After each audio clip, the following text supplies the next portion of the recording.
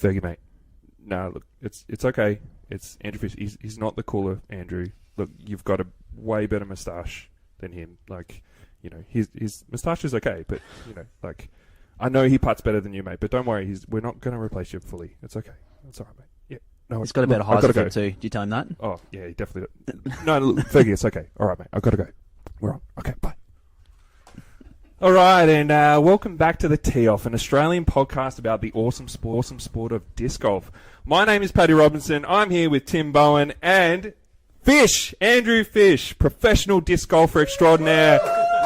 We are live from Hobart. This is the first live Tee Off episode that we've ever done. The people wanted it, so we give it to the people. We even have an audience here, which is, yeah. Thanks for coming in, guys. Huge shout out to Chris Hocking and the 66 Boutique Apartments for putting us up. Not only did he put us up, he stocked the fridge. Got some Willie Smiths on the go. Got some beers. Right.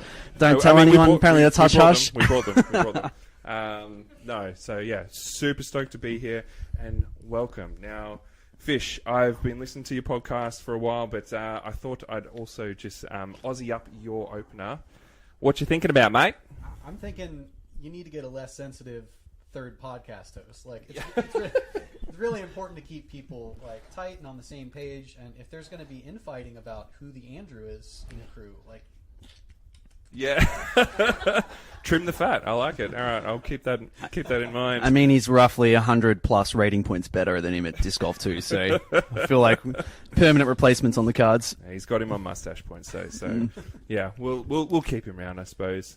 So straight into it, like little episode overview. Tim's favourite, the All Players Meeting. No, we actually do need to keep this short, Paddy. Yeah. Because I know everyone loves the Players Meeting. Yeah. And that actually goes down at 6 p.m. So actually, yeah, true. 6 p.m. I don't want to miss it. I don't want to miss it. I need to go through every hole. All the OBs. So first off, we're pumped to be here, pumped to be live. Want to shout out Parked Media, Ash and Kyle. Thank you, boys. They've done this whole setup for us. It's been absolutely huge. So get around them this weekend. They are running the live coverage for the FPO starting at 8 a.m., guys. And then the MPO will be later in the afternoon, about 1:20. So that will be streamed through the Australian Disc Golf Facebook page. That will also be on Parked Media live. So yeah, make sure you get around it. Get around them. Pretty cool. Thinking about them on Sunday when you're hating life playing in the rain. They're not even playing and they're out there in the rain. So yeah. Get around them. Get around them. If anyone's got do a little food run or do something like that, bring them some drinks. Thumbs up from Ash there. So that would be awesome too. But a pat on the back is always nice. They've also got $1,500 cameras if it's raining. Yeah. Yeah. Yep. Dicey. So if anyone wants to hold an umbrella, And they're not even our cameras. and they're not even their cameras. There you go. Who's the shorter price favourite to fall down with an expensive piece of equipment? Kyle? It's got to be Kyle, right? Yeah. Yep, guilty. So yeah, make sure you get behind that. Then I think there's going to be some live commentary on that too. We've got a few some Victorian guys sort of coming in as well doing that. Emma Winkworth might be doing the FPO. Fergie, he gets his 5 minutes Fergie's for the on. weekend. I think he's going to jump in too. So yeah, it should be pretty awesome. Now, we do have some merch here as well. So from the Tee Off, we've got some pins. I've got some wooden minis. I've been giving some stuff away. Everyone here in the live audience, you get a pin if you don't have one already. There you go. Well done. I know, Fish, you've brought a whole bunch of your own merch as well, the Fish discs. You got it. I have a bunch of Discraft stuff with my stamp on it for 2023 fundraisers. If you're in Hobart, come find me. I'll have stuff with me today as well as at the course during the weekend. Yeah. What's the fish you chose for the stamp? It's called the Maryland Darter. Tiny little fish. Okay. It's about 8 centimeters long, and it hasn't been seen in the wild since 1988. Suspected extinct, but not confirmed. Okay. Right. Okay. There you go. I love it. And then Parked Media, guys, you've got some merch as well to give out. Jumpers? T-shirts? T-shirts. Not the Tim Bowen T-shirts, I hope. Way sold out. No. Way sold out. Sold out? No. No. Your first run proto t-shirts. I'm pretty sure I saw one in the local Vinnies, to be honest. Yeah. Snap it up, Paddy. They'll be worth millions. Yeah, cool. So that's pretty well the end of the Players Meeting. Was that short enough for you, Tim? Oh, no, it's too long. But let's go on. All right. What's news round the world, round Australia? What's news? What's happened and who's spoken? Now, I didn't actually think there were any more tournaments to recap, but apparently there was champs on last week as well. Yeah. That's what my notes say anyway. Yeah. So apparently... The lesser champs? No, I'm just joking. No, you're not. MA2, MA3, MA50, all of the sort of other divisions went down last weekend. Apparently they had better weather. I kind of looked at the forecast and it was raining and I was like, Yeah. those suckers. And then we've got it doubly bad this Yeah, weekend. I bet you they're all having the final laugh, really. I mean, Fish, you got here early. You got to sort of hang around the tournament a little bit, or? Yeah, a little bit. I got here last Friday, Yep. so the day before the tournament started, and then I was out at the course on Saturday and Monday, Yeah. rounds 1 and 3 for that event, Yeah. and it was pretty pleasant. Yeah. I mean, it's been perfect all week. We've been all practicing in this beautiful weather, and then it's going to pierce down. Everyone wants to know the ratings. I might just go through the ratings before we shout out the winners. So round 1, even par was 957 rated. Okay. Round 2, even was 939 rated, and round 3 was 941 rated. Okay. So definitely got to shoot a few down this weekend to get those rating points up. Yeah, I kind of feel like par for the weekend's probably going to be around that 920, I'd say, 930. It's hard to say. The weather could be really playing a big factor in that. Yeah. Yeah. Yeah, if you have like a 10, 11, 12 meter putt in the wind that we had today, you can get some big scores. Later. Anyway, we've got to shout out the winners, and actually I have one of them in the audience with us live here. Yeah. Chris Saxby, Sandbagger Saxby, Yeah. took out MA2. There he is. Yeah, get on the stream there. Yeah. Averaging it. Put down a eye-opening 5 down round 2, was it, Chris? Yeah. That is Yeah. huge, mate. 985 rated, I think, Yeah. official, wasn't it? Yeah. He has no idea. He hasn't checked. Yeah, mate. And he might have Doesn't been care the, about his rating might yet. have been the only person. I don't know. I have to confirm this. Might have been the only person under par for the weekend. Yeah, which I think was huge. 42 points above your rating too. So may I say welcome to MA1? Yeah. Maybe.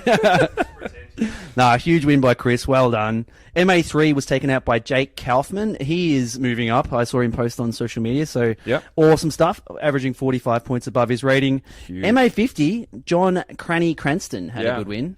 He's so stoked. I got Yeah. to follow him for a little bit as well.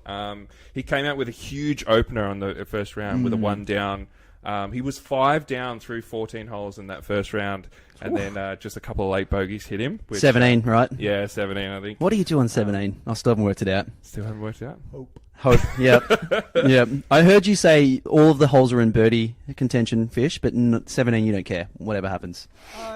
Yeah, I think the way to treat that hole is it plays so fast on the ground, and it's hard to throw a disc that slow. Yeah. Especially if there's wind. Yeah. It doesn't matter how you play it. There's a chance for real catastrophe. So I like to play holes like that, just like not really caring, give it a good effort. And Yep. Whatever. Yeah. So ace runs the whole time. That's not what I said. No. I tried it today. I'm still playing golf. I did try the ace run. Full pelt, Firebird. No good. No good. Yeah. So Shocker. not the play. Shocker. No, but Johnny Cranston, 47 points above his rating. He's had a great season, and good to see him get a win in MA50. MJ15 was really tight. Henry Arnold got the win there. Yeah. He's a Heiser flight boy, so I was tracking the scores very tightly. I'll tell you what, And, just a little on that. So I did, I came down Sunday night in the boat, and I got there Monday. I was able to follow around. We're all keeping a pretty close eye on the scores because we know those guys were neck and neck. So, and those guys, I mean, Henry Arnold and Archer Shaw. Archer Shaw, 2 slingers. Yeah. They are good at disc golf. The future of disc golf there looks pretty bright. Archer clawed his way back. They were sort of neck and neck, came down to 17. 2-stroke swing. Archer absolutely parks 17. Gets the birdie. Unfortunately, Henry goes OB. And then there's only 1 stroke in it on 18. Archer shoots first. In the bullseye. Like, he was just absolutely parked. And then Henry steps up, ice in his veins, puts it even closer to the pin. Oh, it was awesome to see. absolute class. So, yeah. And what I really noted as well, Archer straight after it, massive smile on his face. He kind of walked past me and says, like, oh, nearly got there. Nearly Yeah, got there. legend. You know, that's a pretty wise head for under 15. He just had a good time, and yeah, it was 100%. Yeah. So good to see like kids actually duking it out. I feel like we a lot of the time have one kid in the divisions. Yeah. And this is what you need. Dylan Feldman, that's who Yeah, it was. that's it. Just Dylan. Need some competition, and those two boys. Hopefully, they have some big battles coming up because that was awesome to see. Even if I was just tracking the scores. But yeah, Henry Arnold as well, 36 points above his Yeah, average. huge. Yeah, huge. FA2, Janet Ford Adams got a huge win. FA4, good to see this girl get a win. Tanya Behan. Yeah. Mainly because her name kind of looks like my name, but good to get a win. She's my namesake. We did have we had a scorecard during the year. I can't remember what tournament it was. There were because PDGA just has your initial and then your last name. We had myself, T Bowen, my dad, T Bowen, and Tanya, T Behan. Yeah, And right. it's like, well, this is going to be hard to keep score. But anyway, she got a good win in FA4, so shout out to Tanya. FA40, Natalie Jones got a win, and FJ15, Jess Holman. So a couple of junior wins for Heiserflight, Paddy. Yeah. Going to have to get the scouts out from Team Aces. Don't worry, mate. We're about to launch the Snipe, campaign and steal all No the way. players. So don't worry. No, but a really successful weekend last weekend. Good to see a few of those divisions sticking around to watch round 2 this weekend, which is awesome. Yeah, and really they wanted to stay because they heard we were doing a live episode, and they wanted to be in person. But no, it's great to see a lot of people hanging around and watching the pros. Handful double dipping and playing this weekend. Too. Yeah, Yeah, there were which- a few Might double as dipping. well if you came all the way down here, right? Yeah, 100%. Yep. I we were mean, we were yeah. contemplating, like, are you allowed to do that? But, like, absolutely have no problem with it. If you're not taking, you're not filling the competition and taking a spot of someone that couldn't get into one of the weekends, Yeah. by all means, play both. Pretty sure I've heard you say you'd be happy for people to come and play MPO as well, so you can take their money, Tim. Absolutely, Yeah, mate. yeah. That's I consider it a donation when I enter. Well, so, now that Fish is here, yeah. so if anyone's hanging around and wants to hold my umbrella Sunday, please reach out direct. More than happy to have you on the bag. Another couple of notable things that we sort of noticed in the disc golf world, there was a few weddings that happened. So Paul Ulibarri got married. I think he married Ricky Wysocki's sister. I don't know her name, but yep. And then Paige Pierce as well. Yeah, Alyssa and Paige got married. Yeah, they Yep. tied the knot. So that was pretty cool. I got sucked in as well. I ended up buying a Kristen Tatar Champions box. They got released on Latitude 64. Classic, I've got all the discs in the world already, but they released some sweet plastic. I'm like, I have to have it. So, yeah, they're like, it's got a commemorative disc from each of her major wins for this year, and yeah, they're unreal. I can't wait for it to come. Fish, is it just us addicted to buying discs that we don't need, or is it still a thing that you pros do in the States? It's not something that I do. I've never been much of a collector or prospector for anything. There are definitely pros who do go for those new drops, and because they want them in their collection too. Yeah. And I think especially this time of year, y'all are ramping up. It is getting toward a proper summer here. It's dark at 4 p.m. in Baltimore right now. So Yeah, right. So you got to do something to fill your day if you're still addicted to disc golf, right? So you follow the hot stove of who's changing hands or who's changing sponsors, as well as how do I get some new backups? How do I get the new collector items? Yeah, 100%. Tim is a massive sucker for Who's Firebird. putting out something Yep. shiny and new? Yes, I want that. Yeah. So I think with our kids as well, that during the night sort of wake up kind of happens. And I Yeah, think, that's the silver lining to that, Tim, is that you often get to wake up and see if there's a drop in the US. Yeah, that's it. Rocking the kid in one arm, bidding on Firebirds on the other arm. That was my life for a good year. I'm pretty sure you've fell asleep and not realised that you actually ended up ordering some stuff. And then It's been a bit like that. something arrives on your doorstep 3 weeks later, right? No regrets. I think the best one was when your wife messaged about the gold 6-claw drop. She's like, "Oh, does anyone want these?" Because you weren't home. When they That's right, arrived. yeah. She was messaging us. Does anyone want these? Can I ask, when you order, are you ordering from the U.S. or from Europe or from other places? Mostly the US. What's the shipping cost? Heaps. What? Heaps. It sucks, Fish. It sucks. Yeah, I've got some what? backdoor channels to get the disc here cheaper. Yeah, But, this guy sent me he's like, hey, all right, you've got to go through this place. They get sent there, and then it gets sent to China, and then it gets sent mate, to it's here, so and backwards. it's- It goes to gets- Portland, to Hong Kong, and then to my doorstep. Yeah.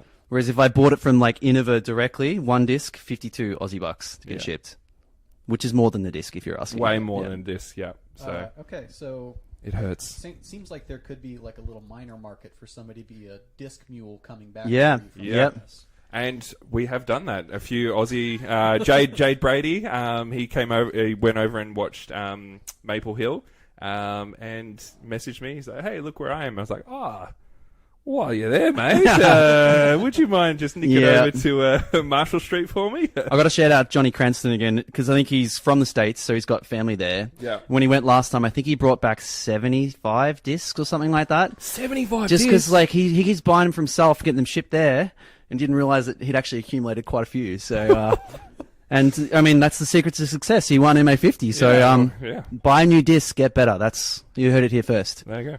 I love it. Yes, no, it does hurt. I will shout out Latitude 64 though. They have pretty cheap shipping from Europe. They do all right. They do all right. $15. And I like to support Jonathan too. Yeah. So Yes, hilarious. Yeah, cool. All right. that's the recap, mate. We're gonna get cracking into the one big comp we have left for the year, which is Champs this weekend. Well, yeah. Shall we have a bit of a chat about that? I mean, Well, we've all- I tipped Andrew Fish. I don't know who you tipped. Oh, yeah, I tipped Andrew Fish. Yeah, who'd you tip? Andrew Fish? So this is an idiom that I'm not familiar with. One among many, it seems. Yeah. We always like to tip, who we think's going to win MPO, FPO for the weekend. This is just your pick. Yeah, I'll yeah. pick. Who's your Yep. pick? It's very tacky to bet on myself, so Yeah? I don't know. You don't know? All I right. genuinely don't know. Okay. This, We're all yeah. tied for first as of now. Yeah, Yeah. I like I'm that. lead card. All You right. hear that, Paddy? I'm going to DNF right now. What about throw it to the room? Who's our tips? Mate, Simon tips me. He's wearing a Tim Bowen t-shirt. Yeah. Right, go on around the room. Samo? Bainey. Dave Perry. Oh, I like that tip. Perry. Bainey. Yeah. Fish. Chris. Yeah. Well, I thank some of you, and I thank the others of you for the spite. I'm fueled by it. What up, Park Boys? Go on, throw some names. D Perry. Ashley's going to go Aussie D. I can already tell. No one said Austin yet. Yeah. Aussie D. He wins D. everything, Aussie. Yeah. No, I like it. Yeah, cool. That's it, mate. Let's get on That's to it. the All right. interview. Who we got this week? All right. Hang on, mate. I've got to play the jingle. We just called to have a chin wag. We just called to have a chat with friends. We just called to talk some disco and to catch up on the latest disco trends. Alrighty, and on the phone, no, in person, we have Andrew Fish. Again, thank you for coming here, man. So it was nice. Before we sort of started, we have a nice bit of a chat, and we learnt a bit about you, but we actually told you a bit about us too, because you probably don't know too many Aussies. No. Yeah. I think Luke was the only Aussie I had met, and that was because he was in the States for a couple months this year. Yeah. We're not all like that, if you're wondering. We're worse. Hey, we're pretty friendly. Yeah. But no. But no, it's so awesome that you're down here and actually playing disc golf. Like, what I wanted to ask, like, what actually brought you down here? Was it disc golf? Was it just to have a bit of a break and hey, there's disc golf also on? Or yeah, Like I'm saying, that it's getting towards winter in the U.S., and so Gatekeeper Media came last year to cover this same tournament. sorry. Just getting Tim to mic you as well. Fish. Right. Seems to be a problem. Oh, this one's no good? Yeah, it seems to be just a little lower than the others. Little Okay. what? Well, we'll try this one. So Gatekeeper came last year to cover the same event, and they had a really good time. I know it wasn't in the same location, but I kind of started looking at like, what do I want to do with the late part of my season as we get into winter? Last year I played in Florida 4 or 5 tournaments, a couple A tiers, and it was good, but it was like nothing special. And I'm at a point in my life, I quit my job last year to tour full time. And right now, like, am I making money? No, not really. I'm breaking even. But I have the freedom to do this. Like, I don't have any other obligations right now. And that's awesome. So come down here and I can spend an entire month and play a little bit of disc golf, and then afterwards, I don't know what. Like, I might go camping, I might go rafting, I might just sit on the beach for a little bit with a cold drink. Yeah. Maybe one of these Willie Smith ciders. Yeah. Do recommend. Do recommend.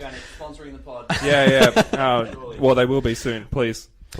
Yeah, so anyway, like, I'm treating this like a vacation where I get to play a little bit of disc golf, and then I'll go back home and resume working hard, like working on my house, going to the gym every day, like grinding out field work. Yeah. In the meantime, it's like stealing an extra month of summer. Yeah. Perfect. Chase the weather. Yeah. I've always wondered, because our champs was like... Should we try? Sorry, should we just try the other? Try it again? Try the mic again. Yep. You like that?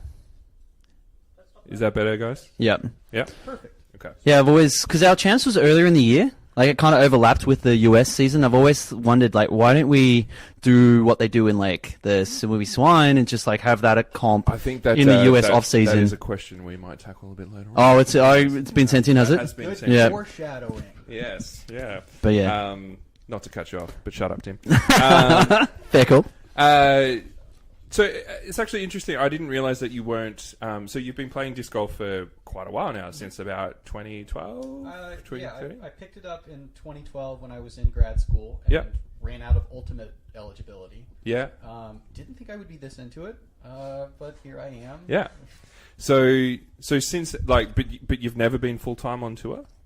Not until last summer. Wow. Okay. Yeah. So what was the move? Like, what decided the change? I mean, pretty much the same logic as coming down here, just on Yeah. All right. Sorry. a more macro level. We're just gonna have to. You're going Yeah, to yeah. real cozy.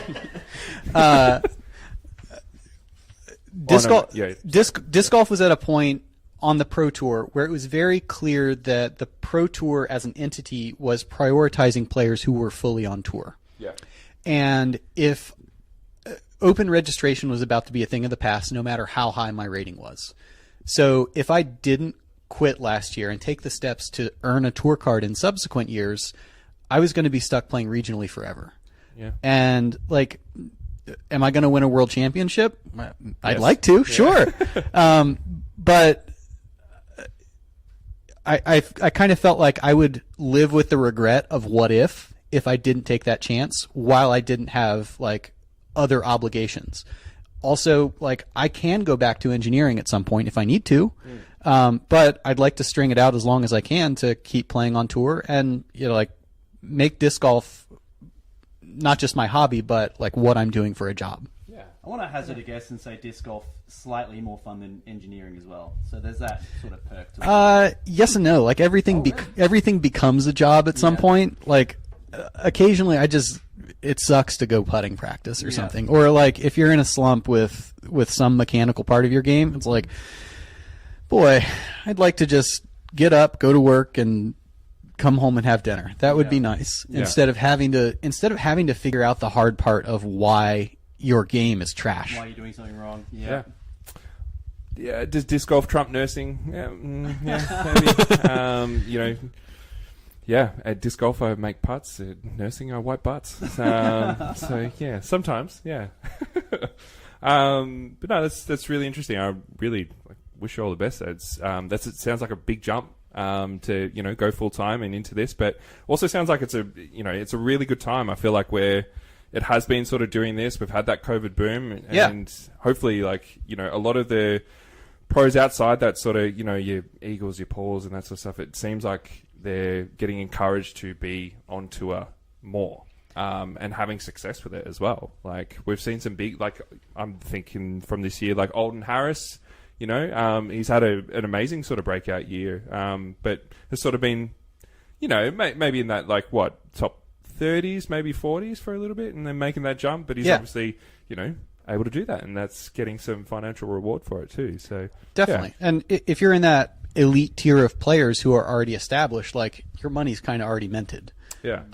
But for everybody else who's like on tour and playing pretty good, like, you have to find ways to diversify that, whether that's building your audience through social media or having side hustles or selling discs, running clinics, all sorts of things you can do to make this viable. Yeah, Starting a podcast. Yeah, I was Starting going to a say a podcast. good side hustle would be a podcast. Reading wouldn't the it? notes here, and I'm an avid listener of the Fish Golf broadcast. It's real dumb, isn't it? No, it's awesome. I think as soon as I found you coming to Australia, I was like, I better check out the podcast. I listened to the episode that you were talking to yourself. But tell us about the... Guys, I can't tell you how much I talk to myself. It's just rare that I put it in podcast form. Tell me about the podcast. So generally you're interviewing another pro, and in this particular episode you interviewed yourself, which I found fascinating. Listening to your engineering perspective on disc golf course design and stuff that just goes way over everybody's heads that they don't think about was fascinating. But tell us about your podcast and how that started and how that's been going. Sure. So it's called the Fish Golf Broadcast, BRAH, because one of my sponsors is Disc Golf Bra, and they're putting a lot of the like technical and production side to it. Nice. My thought was Nate Sexton and Brian Earhart had their podcasts where they were most often interviewing somebody else and not necessarily talking about disc golf. And I thought that was really interesting because like when you see somebody playing, you see a portion of who they are. But like pros, as well as everybody else, are three-dimensional people who have like thoughts and feelings and hopes and dreams. Yeah. And I know a lot of the people who are on tour, you know, even if they're not on coverage, like they are still compelling, interesting stories. And delving into their thought process for a tournament or for one aspect of their game, or completely differently, like what is their life outside of the course? I think that's fascinating to get into. And it's not just pros that I want to talk to. I want to talk to, you know, people who are in other parts of the business. And that can be course design, event management, people with the PDGA. Yeah. Because like pros are what, like one little sector of disc golf, and it's, you know, it's a whole bunch of fans across the world. Okay, sure. We're going to share this mic, Fish, so we're going to get cozy. Here, you hold it. I can go back and forth. I can have that one if you want, because I talk loud. No, that's fine. Well, we'll make it work. It's just though? Okay. Super interesting. So who is the biggest personality you've had on the podcast, the most fascinating person you've spoken to? Those are two different things. Okay. I like you normally say there's boring people and interesting people. Yeah, so yeah, give us them. So the biggest is pretty clearly Brody. Like Brody Smith has an enormous platform that precedes his entry into disc golf, and that's only grown because like he has put himself out there, and he's a very good player. He's also very good. He's also very good at other aspects of disc golf and of media generation. I think the most interesting is. I hate to give him this. Zach Melton. Because like he and I, like whenever we talk, it's like we're on a podcast. Yeah. Or it's something that like would be interesting to other people. He's actually someone I'd like to hear a bit more from. I mean, DD, is this how's that sounding? Still low. Yeah. I feel like DD, you know, he's obviously on the DD team, and he's kind of like a little bit of a face, but I'd like to hear from him more. I think you gave him a platform. Well, not that you gave him a platform, but he obviously got a bit more intimate. He'd tell me that he gave me a platform. Yeah. But I don't know. He seems like one of those characters that you kind of want to hear more from. Like, yeah. Should we say our nickname for him? We call him Zach Meltdown because we do some schoolyard picks for like a draft style competition with the boys, and Zach's quite often last picked or one of the last picked, and he's cost us some money each week, to be honest. So we do call him Zach Meltdown. He's had his meltdown, and someone's had to pay money. We do love him though. He's a funny dude. I have so many Melton Mavericks. Like, they're money disc. Yeah, another shout out. Yeah. So Fish, other than that, tell us where you're from. So I heard you were on the corners in Baltimore, Maryland. Is that true? Something like that. And so I am from Baltimore, Maryland. I've lived there for almost 10 years and was using that as home base and continue to. Kind of played all up and down the east coast of the U.S., and this is my first time playing outside of North America. Obviously very excited for that. Unreal. Any other plans for like international sort of disc golf? Like, would you do Europe? Would you do New Zealand as well? There's some big stuff there. I would. I certainly would. I don't think I'm going to make the New Zealand swing early 2024. Yeah.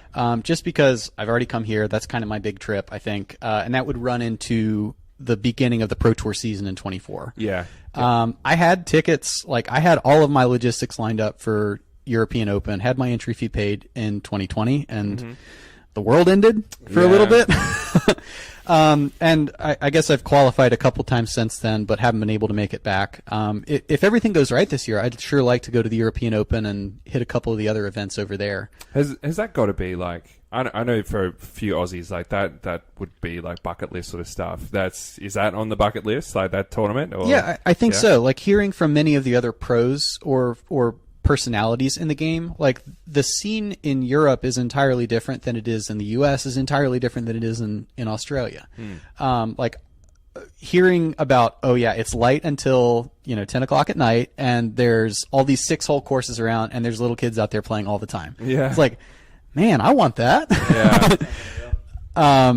Yeah. So I guess I absolutely would love to go to Europe, but like coming here, I wouldn't go just for the tournament. I'd go to travel around for a little bit and make disc golf, kind of the side quest in there. Yeah. So bonus, really. Yeah. Well, you've mentioned that like one of your side hustles is the podcast as well. But are you doing like sort of clinics, clinics like lessons, that type of thing? You've got some merch that we've already talked about, but you're doing that.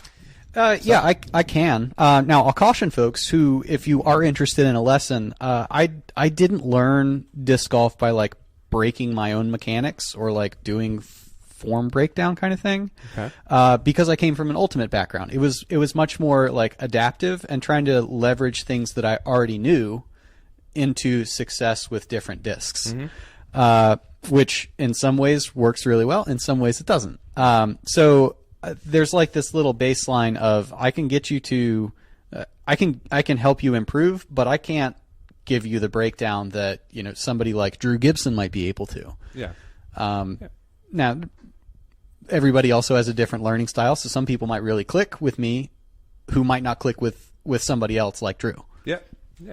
So if and what are your sort of plans after this tournament? You're going to travel? You said you're here for about a month. I've got about 2 weeks after the tournament. Okay.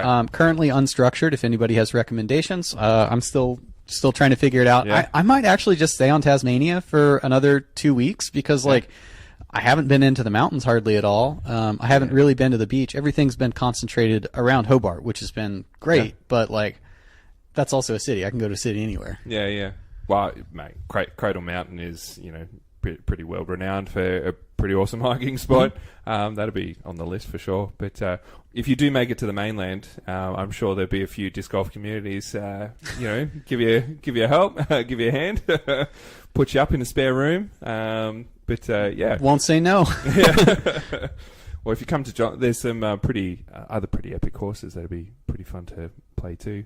Inverleigh, Mount Gambier spring to mind. But definitely. Well, Australian Disc Golf Shenanigans on Facebook. That's basically the heartbeat of all Aussie disc golfers. So I'm sure if you posted in there, you'd get some likes and some responses. But sounds cool anyway, just to hang around Hobart or hang around Tassie for another 2 weeks as well.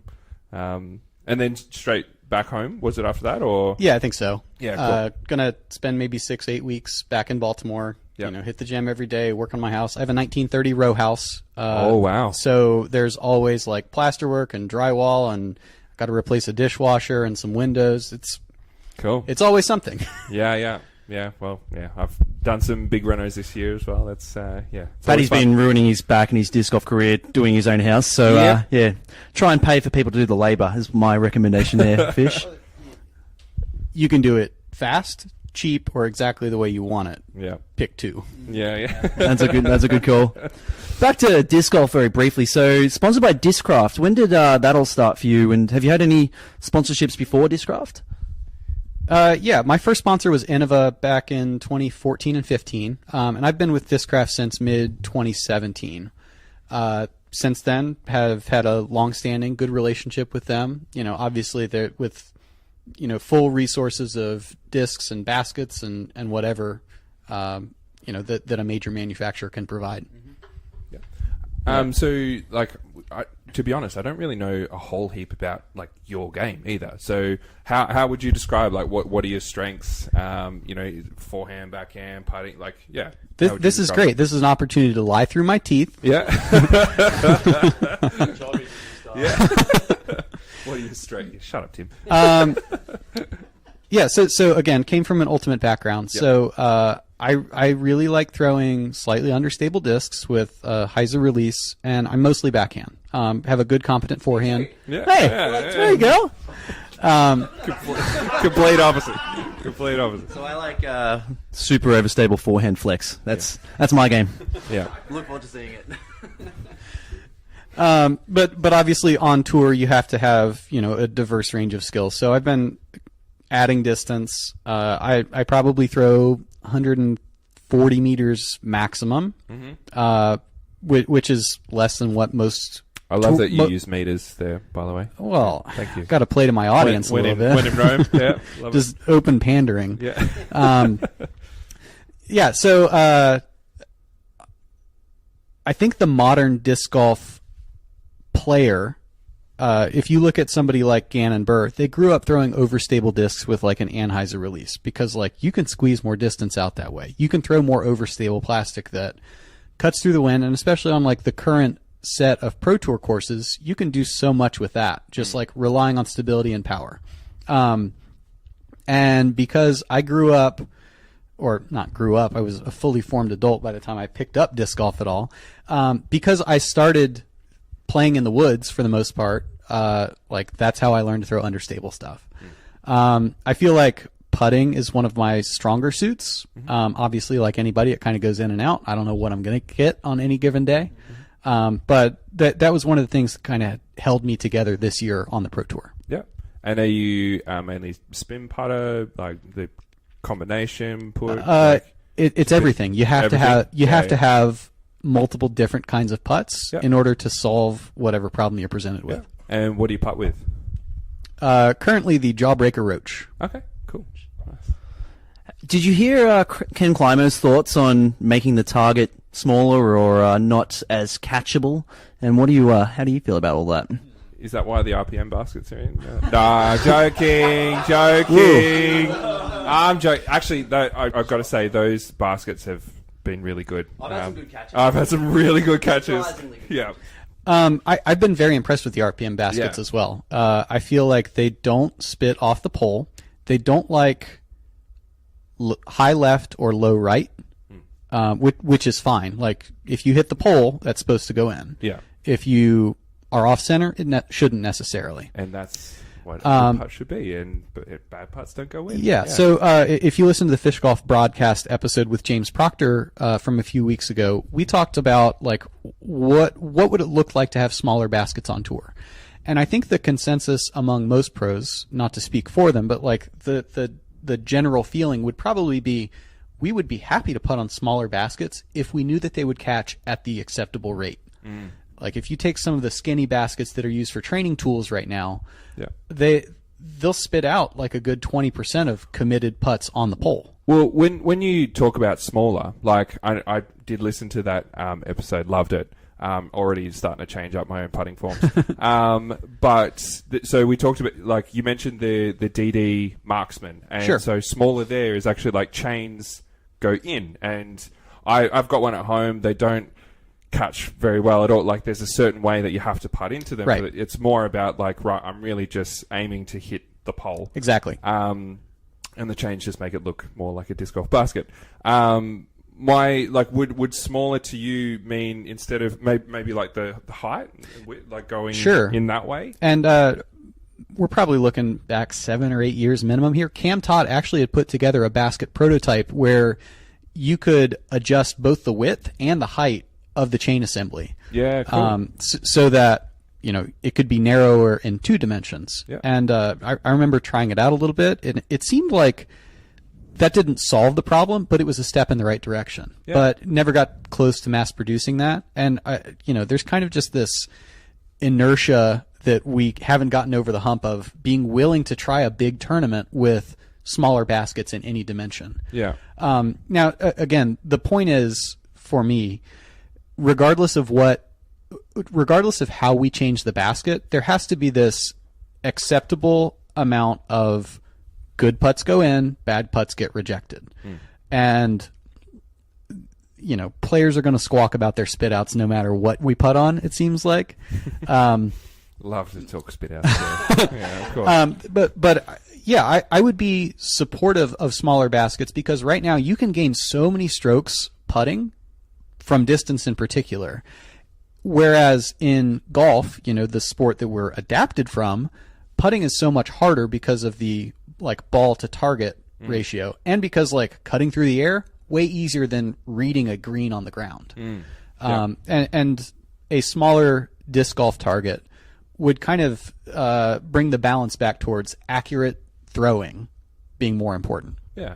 I think that's really interesting. If only we knew someone who could design baskets and, you know, mass produce them. I can't believe we got talking about chain configurations again. The amount of times I've heard this guy and Fergie talk about chain configuration on the pod, huge. I think Tim loves it. I know you go back and listen to that episode all the time. I think at the same time, no matter what they do with changing the basket for putting, it'd be a shame for it to not catch aces. Like, I just think if we made the target smaller or not catch as easily, you know, would we have seen James Conrad's throw in? That would have been a real shame not to get that sort of thing. Yeah, that's a good point. And that's the best part about disc golf is, like, if you need one shot and you need to go for the glory shot, you can. Okay. You just can't do that in golf. So, yeah, interesting. Awesome. Well, we're definitely running shy of time, Paddy. So, got any more questions before we... Oh, mate, I have so many questions. I'd love to keep going, but I understand in 15 minutes there is the ADGC players meeting, so maybe we'll just keep moving along. But definitely, got to shout out Fish Golf Broadcast. Give that a listen if you'd like to hear more from Andrew Fish, particularly the Andrew Fish episode. That's my personal favourite. Talking all things course design. Fascinating. All right. Well, next up, we like to have a bit of a serious chat here and there, but then we also like to keep it light. So we've got a few fun segments that people have really enjoyed from the pod over the last 12 months. The first one being Trash or Cash.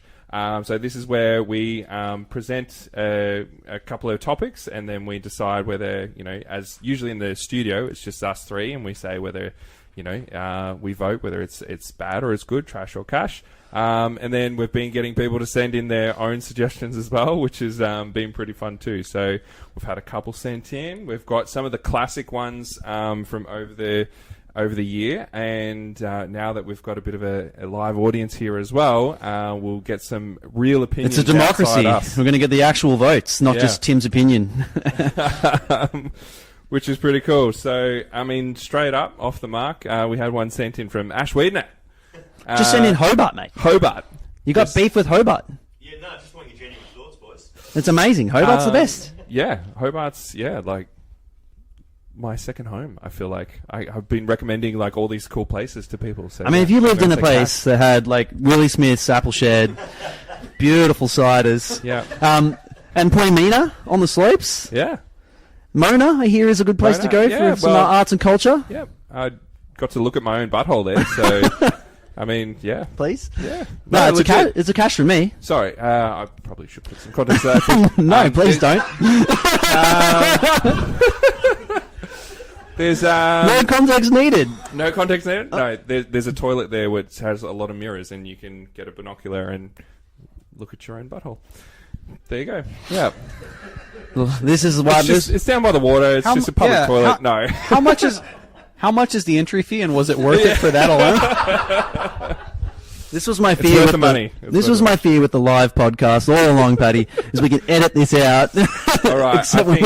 Well, let's do a vote of hands. Is Hobart cash? Yeah. Cash. All right. Did that work? Yay! There we go. This one's sent in from Reese Wisniewski. Aussie champs in November. So I think he was alluding to the fact that it's at a time where it's in the off season for the US pros. Yeah. But it's kind of like, I feel like New Zealand, Australia could maybe be a little closer together. Like, it'd be sweet to see Andrew Fish play both New Zealand champs, which is in Feb, and Aussie champs. Yeah. So yeah, Aussie champs in November. What do we think? I mean, I would love to see it in like January or Feb. I've said that for quite a long time. whatever that makes our tour look like, I think the rest of the world is in pure winter. When's like Vegas or the first normal Disc Golf Pro Tour event, Fish? Is it mid-Feb, late Feb? Pro Tour All Stars are in Orlando mid-February this year, and then Florida Open at the Grand Canyon course is the week after. Yeah. So early to mid-February is the latest you could have it. Yeah.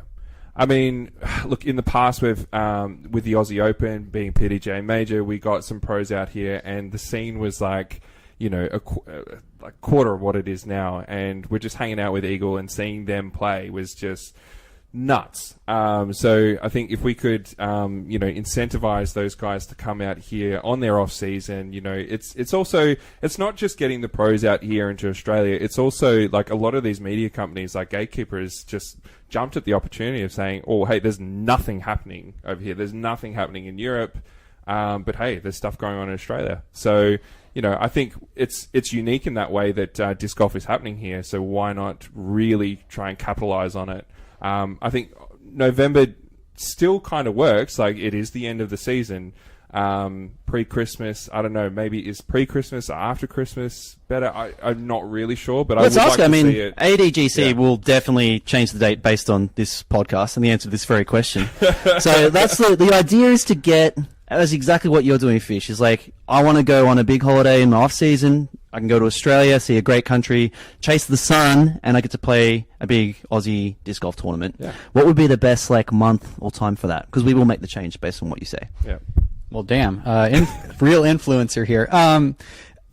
So I think the broader question for like governing members of the ADGC would be, is it worth chasing that? Is it worth having people come here?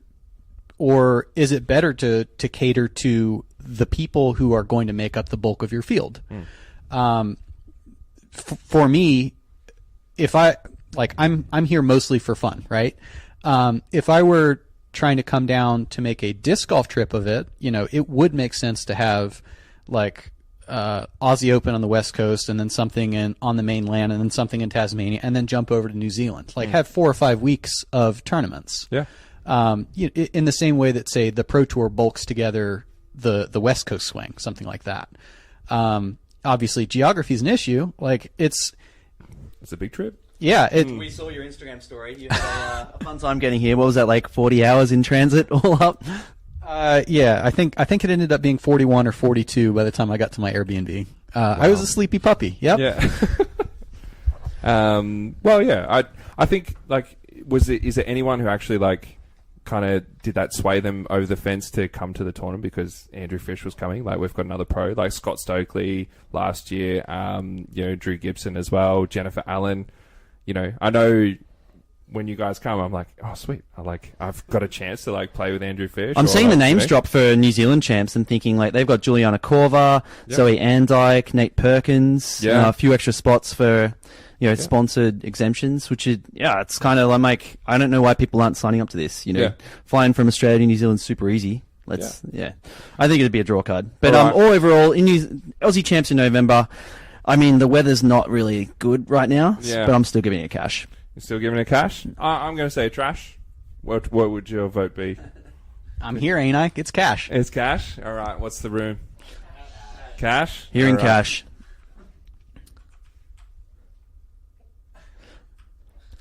Paddy's ability to make the cash sound. Trash.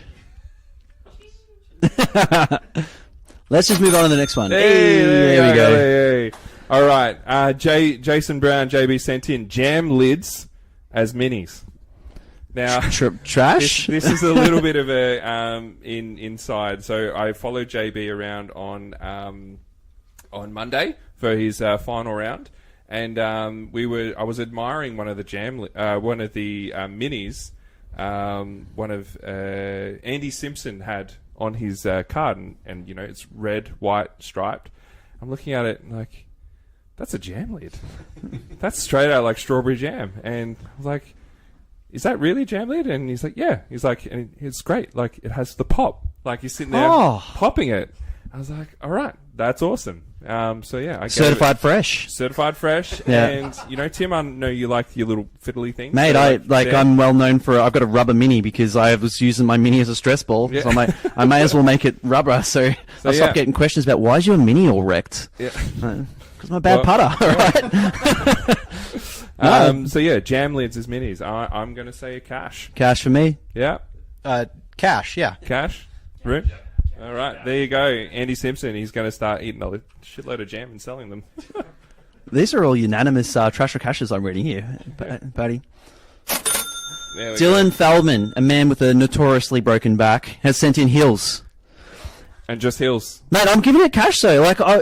Like playing Like hole. disc golf on hills. I'm assuming. Yes. Like, yeah. Playing hole 2 here, right? Yeah. Big, steep, uphill hole. Like, we just don't have that hole anywhere in the country. Yeah. And, like, I've been over, I played toboggan. I got slaughtered by toboggan. And, I just think back to, like, the Tunnel Ridge champs, and we didn't have any uphill holes. They were all downhill holes, which Yeah. they're fun in their own right. But, like, throwing uphill is a whole different ball game, as I'm sure a lot of people are finding out on hole 2 this weekend. So I'm Yeah. giving hills a cash. I don't Yeah. like walking up that hole, but I like playing it. Yeah. What do you reckon? It's absolutely cash. If you can't control your disc, you can't throw hills. Yeah. I remember, like, yeah, my first time to Point Mena was like, yeah, how the hell do I do this? And, like, hearing Paul Macbeth, like, talk about, you know, don't run up straight up, run from the side, throw understable, you get your nose angle, all this sort of stuff. So, yeah, it's just stuff you don't do. So, 100%. Cash? Yeah. Cash. All right. Blake Houston has sent this in on behalf of Alex at Canaston. He's Sniped. saying, sniped, totally sniped. Changing putters 7 times a week. Apparently, Alex has been doing this a lot. Without any further context, it's trash. Yeah, I think that's unanimous. Yeah, we don't need to.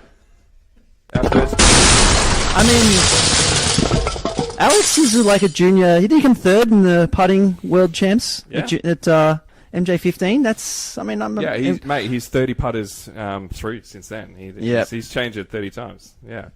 Marlon Gonçalves has sent in Tim's new nickname, Ten Bowen.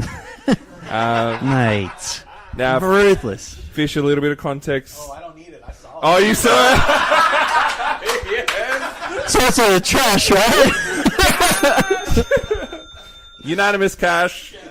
Unanimous Just cash. so you know, apart from the taipan that Ash had to wade in the water for, all those were with arm's reach of inbounds. Yeah. They were all dry. Yeah. Got all the disc back. Just left my self-esteem out there. So, thanks, Ash. Ben Trainer has sent in makeshift or homemade mini markers. Yeah. So he's obviously mates with the jam jar dude. Yeah. And, yeah. Well, look, as someone who makes a lot of minis myself, Turns wood, I believe, is I like to do a bit of woodwork, and I've got a lathe, and I've made a few minis, which I actually have a couple this weekend. I've been giving some away. Oh, yeah, thanks. Good on you, Carl. Actually, a little one on that. Did anyone out on the course today? So I didn't catch his name, but the guy who was going around and doing all the gravel work, who was putting the gravel on 18. Did anyone see him? Yeah. There was a few people saw him putting in that hard work on a really hot day to make the tee pad of hole 18, like, so you could just run down smoothly. Giving us a run-up. Legend. Yeah. I noticed he was wearing a Mandalorian T-shirt, and I had made a wooden mini that had a Mandalorian pin, and I'd done a resin cast in it. I was like, oh, well, mate, there you go. So I gave it to him. I've got this great photo of him, Mando, and holding the Mando mini. But yeah, like, you just got to shout out people who go in and put that hard work in like that. So, Paddy, yeah. we're already disc golfers. Like, people know we're nerdy. You don't have to be, like, pushing Mate, the Star Wars stuff as well, man. Yeah, mate, I'm a huge nerd. So, yeah. Homemade minis, though. What I else? Think they're I great. mean, I think they're great. trash? Just buy me. They're like $5. Buy one of my good ones. I can't Got squeeze my it. handmade love. I don't know. You're just rocking the stock standard Discraft mini fish. Currently, my mini is a Heiser Media Mini. Shout out to one of the small channels. Yeah. I think my dividing line between cash and trash here is, do I feel it in my pocket? If it's a heavy mini, like honestly, resin mini, wood mini, sorry, that's trash to me. Like, it's too doggone heavy. Can someone put one of the wooden minis in his hand? They're light as. They're light as. You're not going to feel that in his pocket. That's to me that's pretty heavy. Oh, okay. All right. It's I'll use bulky. balsa wood. Rubber. Get the Rubber. Vibram. I rock the Vibram Mini for a reason, man. Yeah. Squishy Mini. I'm trash. I'm beating you here, Paddy. Trash. Okay. All right. Throw it to the room. All That was a right. lot of cashes, actually. Who invited the room? There we go. And Parked Media has sent in the Throwlers podcast. Unanimous trash. I think in terms of your podcast listening, you should check out our episodes. Yeah. If you've got more time, check out Fish Off Broadcast. Yeah. And then if you still haven't finished your poo, you can listen to Throwlers.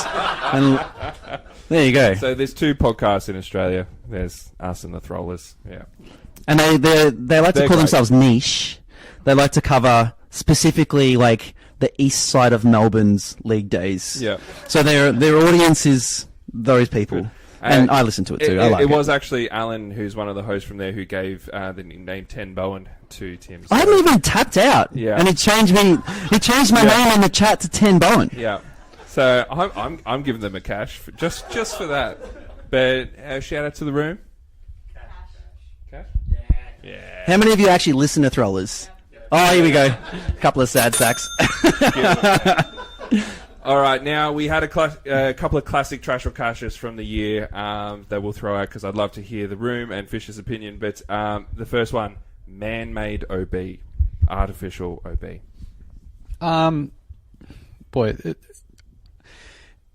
This is a sticky one because there are some holes that need this in order to be hard, especially when you get a layout that's pretty open and there's not a whole lot of scrambling opportunities. Mm-hmm. I think the issue that disc golf course designers haven't reckoned with properly is having OB puts a dividing line between good shot and bad shot that is so arbitrary. And sure, that's true with like a lake or a road or something like that. But in general, I would give man-made OB a trash because you can have a shot that's effectively twice as good as another having landed less than a meter apart. Yeah, I love that. Yeah, I think that's the consensus here too. But as you said, necessary for certain courses, which is a shame. It'd just be a ideal world unnecessary because the course is already punishing those shots. Yeah, I think naturally. Last time we talked about, I sort of said when I played Winthrop, USTG, there was a lot of just the pockets where they put some OB. They just had a little bit more thought. Some of the holes that my drive was like, if I threw a bad shot, that's where my disc was landing, and I was like, okay, that's the first sort of course I played where I'd noticed they'd put thought into it, and then some of the other holes at Winthrop were a little bit too gimmicky, I suppose you could say. Sure, and they've had 20 some years to figure that out and to optimize where things can and can't go to punish good and bad shots. Yeah. The problem is when amateur designers of courses, not amateur players, take what Winthrop has done in a pretty controlled environment catered to a very elite field and try to put that everywhere without thinking about, like, does this make sense for the environment that we're in? Yeah. Yeah. Welcome to Australia Fish. Our favourite hole is 70 metres, no obstacles, and like a 10-metre circle. That's our dream right here. Yeah. How many times have I played that hole this year? Yeah. Never stuck the island. Yeah. Not once. No.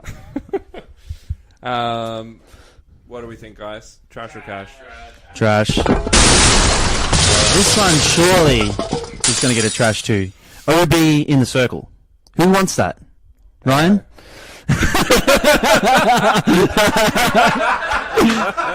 I asked specifically Ryan Nicholson. Let the record show. OB inside the circle. Yeah. I would say a trash. We're talking. I mean, we've got one here, hole 17. Yeah. I'll be a dissenting opinion here and say this can be cash. Mm-hmm. So if course designers aren't thinking carefully about where they're putting this in the circle, it's bad. Mm-hmm. But when you make a safe side of the green and a dangerous side of the green by having the basket offset from the center, then that can be cash. It's forcing players to make a choice about how close they want to go or how aggressive they want to be. Yeah. It makes players play golf. Yeah. So I will give this a provisional cash. I like it. He lost me at OB. Trash. Now I kind of like this one, Paddy. Hang on. Well, throw it out. What do we think, guys? These people love laying up, Paddy. All They right. love it. They They love love it. All right. Cash. There we go. Yeah. Agreed. All right. Now, OB line inside a man-made barrier. So we're talking about like you've hit the tray, your disc is rolling away, it hits like a placard, but the line for inbounds is like off that placard, so you're OB. I feel like you're just taking shots at Ryan Nicholson over here, but no, but yeah, just having a barrier. Hole 18 of the eruption. Yeah. I was resting on that goddamn thing on both sides. Well, I've noticed that there's a couple of holes out here in Point Mina as well that have logs lining some stuff, but the OB line is well within side, so even if you hit the log, you're still OB. Yeah, I would like to see, if you're putting a barrier, like, put it on the line of OB, like, have it sit there. But, yeah, that's my thought. So I would say trash. Yeah, I'm going with trash too, but... Yeah.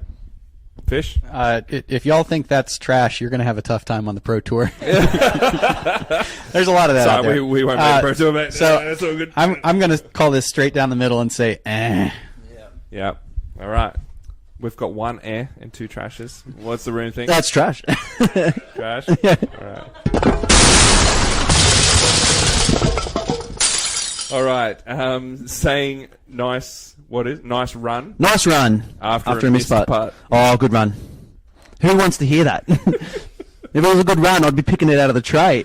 Like, are we saying trash? I'm very guilty of this. Like, you ever like? good run. Good You ever run. missed a putt and someone said good run? You're like, oh yeah, it was good. I feel alright. What do you think about that, Fish? there better be some mitigating factors here. This better be a screaming headwind, crazy downhill, obstructed. I mean, I like to look at the silver linings. If it's a good height or something. If you were way off, then I'm not saying good run. But if like you've given it a chance, then I'll say good run. You gave it a try. But yeah, trash. I'm sure it hurts people. What is? Who likes hearing good run? Absolutely cash. Cash. So, Love a good layup, though. Yeah, nice layout. yeah, nice layup. Yeah, that's good. Yeah, all right. I think that's a cash.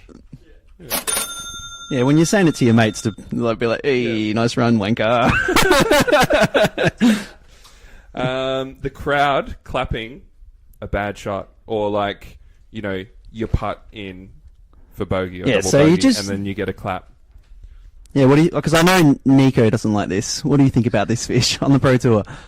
I think this is an example where I want like a very aware crowd. Like I want them to know the stakes of what's going on. If I knock in a 5-meter putt for bogey, it's like, just let me get off of this hole, please. Yeah. But like, if somebody sinks a 15-meter putt, whatever that's for, nice, you did it. Yeah.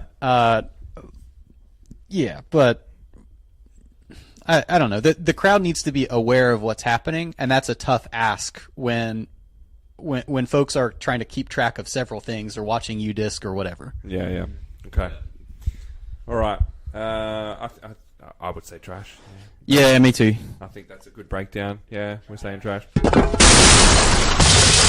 Now, this one pops up quite a bit, actually. It's probably our most sent in one, I think. Yeah. It's just wearing earphones or AirPods or headphones like during a tournament round. Yeah. What do we think about that? I would say that it's trash. I think you need to, because I feel like, yes, probably that person's going through some stuff, which is sad for them, but like at the same time, you really need to be aware of what's happening. And I've had times where I've like had to really try and get a result. Like if I'm putting the numbers in, I've had like, what'd you take? Yeah. So. I really want to ask Fish what he thinks, but I don't know if he does the headphones on the course during a No, tournament. yeah, listen. I'm on a limb here. What do you think? Personally, I think this is cash. Yeah. Okay. I have sometimes in my career been a headphones wearer, and sometimes not. Mm-hmm. My attitude is that everybody has access to it. Therefore, it shouldn't be considered a competitive advantage. Mm-hmm. Where it becomes trash is, like you're saying, when somebody is unable to be engaged with the group because of the volume or something. Yeah. So personally, if somebody's not engaged with the group, that's a damn courtesy warning right there. Yeah. But if somebody is listening to headphones but can still hear conversations, is still aware of the other stuff on the course, Yeah. by all means, do it. I don't think that people who call this unprofessional, that's a subjective opinion, not an objective application of what the current rule set is. Yeah. I think that that player, I remember when like he finally took the earphone out and it was just like hardcore screamo death metal, just like, whoa! It's just, ooh, okay, you're going through some stuff. Just give me some more, like, we'll get to the next hole.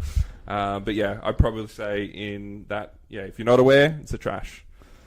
I'd say Cash. Fishers will won me over like there. Fishers, I mean, like, everyone's able to do it, so it's not a competitive advantage. Yeah. As long as it's not, like, getting rid of the social... Earphones on the course, Yeah. As long as it's not impeding, like, the social part of the game, then I would say Cool. Group. it's fine. Quiet Cash. When did Clayton get here? All right. Good on you, mate. So yeah, now this is a pet peeve of Tim, so I had to put it in. More than 2 putters at the practice basket. So, like, let me clarify. This is you're at a tournament. There might be like 1 or 2 practice baskets. Everyone's generally got 2. We walk in, grab him, 2 more putts, and then you got the guy who's got 5, and he's got his approach disc. He putts with that for some reason. Yeah. Might have a mid. I don't want to shout at anyone in particular, but I saw Adam Rigby putting with his zone at the eruption. I'm like, come on, mate. Are you going to putt with that in the comp? Why are you practicing? I'm going with trash. 2. Keep it to 2. Everyone walks in at the same pace. You don't have to wait for Paddy. Yeah, I like to putt with 3 putters now. And with that third one, I wait for Tim to walk in, and then I line up. I reset, and then I'll go to another spot. I won't even putt. After all that. Yeah, love it. Just to annoy Tim. So I think my dream here is for you to hit the tray and the disc to stand up a little bit and roll in the direction of Tim, who then gets to kick it. You know I would. Yeah. So 2 putters at the practice basket, Fish. What's the overall call? This is a no opinion. It's an eh. You need to know who you are, though. Like, if you're a fast putter, if you're not taking time between your putts, 3, fine. If you're not impeding other people, it's fine. But if you're going to be deliberate, if you're going to go through a tournament routine, it better not be more than 2. Love it. You hear that, Paddy? You've been seen. Ah, mate. I'm only seen by you. I don't annoy anyone else. Yep. Thoughts? Trash? Cash? Trash? Well, it's 6:10. We definitely need to listen to the players' meeting. Let's run through. We don't need it. Let's run through these. We can watch it later. We can't do this later. Signing your own discs. This is a shots right at Alice Canasta. He's cop 2 in this, this pod. He wasn't putting it right in his name and PDGA number. He was actually coming in and doing his full signature. No, so like he'd just come back from Worlds, from the States, and he has this like awesome looking disc with a signature on it. And I go, "Oh, Alex, like whose signature is that?" And then Blake's just laughing. Yeah. And I'm like, "Why?" Blake's like, "It's his signature. He's on his own disc." Right. So I don't know. Do you just draw a little fish on yours and people know it's yours and give you a call if they find your disc? I've got a stamp. I also just put my name and phone number on it like a rational human would. A rational human. You hear that, Alex? That was funny, though. So I think this is a trash. I'm going to give it a cash because it makes me laugh. Yep. I'll go cash. You do your thing. Yep. Group? Trash? Whoa, that's our first, like, proper split one. Yeah. All right. I'm going to just leave that open, actually. Well, yeah. Those Alex Nasty signed discs, they're going to be worth a bit one day. Yeah, I'll believe that. He's just practicing his signature. Yeah, that's it. All right. We'll go to the next one. So, post-round baths. What do you mean by that? Jumping in the tub. Having a bath after you finish your round. This was one that was sent in. Who sent in this? I can't remember. Bit of a scrub. This is from ages ago. All right. I mean, Having a bath instead of a shower. a bath. You'd be pretty filthy. Baths in general. Yeah. I don't know. What is this? Trash. Don't have a bath. Just have a shower. I'm really torn here. Like, it sounds nice and relaxing if I get some candles and a book and bath bomb. But also, like, you're just stewing in your own mess. That's gross. It's a lot easier for Tim to cry in the shower, like after a round. Hide the tears. So. Into the soap. Yep, that's me. I'll probably say trash for that one. Yeah. Tim? Yeah, it's trash. Yeah. Group? Spa bath? Okay. All right, we're more talking about ball soup here, so I think it's a trash. Ryan's a bubble man. Yeah.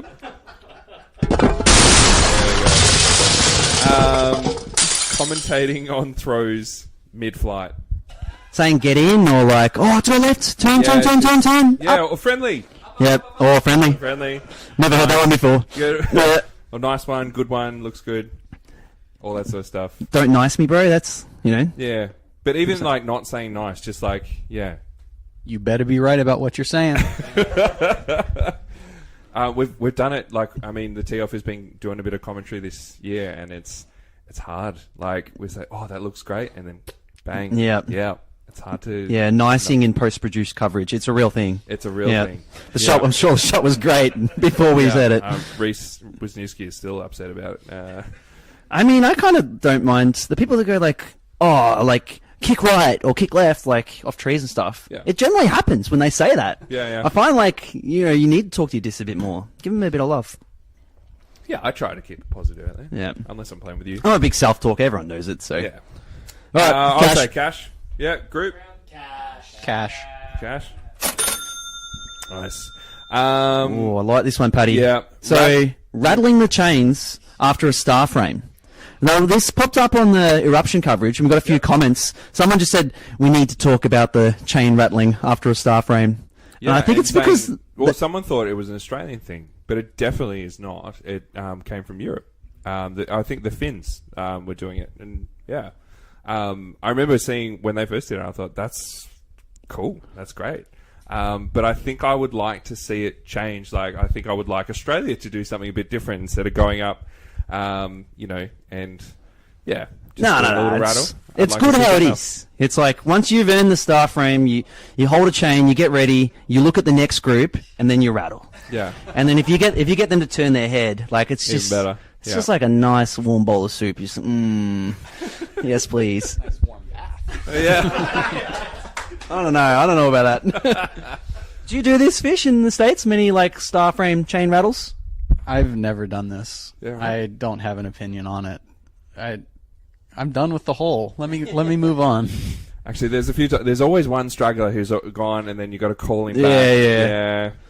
I reckon I see Austin just die a little inside when he has to do it too. Yeah. Is that right, Ash? Austin hates it. He Yeah. absolutely hates it. Yeah. All right. Yeah, we just smashed this 50-meter par 3. I think it's I think it's absolute cash if you're on chase card and you're looking back to the to the lead card. And you're like, yeah, come on. That's where it's a that's where it's resounding cash. Yeah. Yeah. Otherwise, trash. Yeah. Group. Cash. Oh, nice. Results. Oh, that's a bit mixed as well. All right. All right. I think it's. All right. Now, Fish, Tim will provide a little bit of context for this one, but using baby powder on your. No, I don't need to provide any context for that, just Paddy. using baby powder. Just baby powder, mate. Baby powder. We're going for that sponsorship, surely. Yeah. Fish is all about Johnson and Johnson. I hope you're listening. Yeah, absolutely. It's sometimes your seat's a little warm. That's the slogan. That is the ad right there. Yep. Sometimes your seat's a little warm. Andrew Fish. Sometimes you see a little wrong. I know my wife will be watching this, and our bathroom is coated head to toe in baby powder. No, like the last time we played here at Poimina, so the toilet that you go up to on right near hole 1, I walked in there. Top of the hill, mate. Top of the hill. It's a big walk. 10 minutes after you left that, and I walked into a fucking cloud, man. All I could smell was baby. There was like white powder all over the floor. I'm like, Tim, what the fuck? That's how you win playoffs, Paddy. That's how you win. That's how you win playoffs. That's how you win playoffs, apparently. Yeah. You were gliding through that course. But yeah. All right.